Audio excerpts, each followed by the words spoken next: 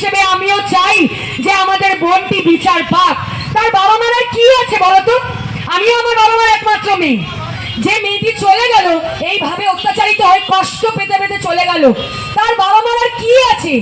নির্লজ্জ বেহায়াগুলো একটু শিক্ষিত বলে নিজেদের, তারা এইটুকু জানে না যে 10 লক্ষ টাকা যে দেবে বলছে ক্ষতিপূরণ, এটা মমতা বন্দ্যোপাধ্যায় এটা লিখে দেয়নি, এটা কেন্দ্র থেকে, এটা প্রশাসনিক ভাবে, এটা একটা অফিসিয়াল ভাবে, এটা একটা প্রত্যেকটি ভাগ ভাগ করে দেওয়া আছে যে কেউ যদি মৃত হয়, কারোর যদি অ্যাক্সিডেন্ট হয়, কেউ যদি ধর্ষণ হয়, এটা মমতা বন্দ্যোপাধ্যায় এটা ঠিক করে দেয়নি। ওই যে বলছে না বিরোধীরা, মমতা বন্দ্যোপাধ্যায় ধর্ষণের রেট ঠিক করে দিয়েছে।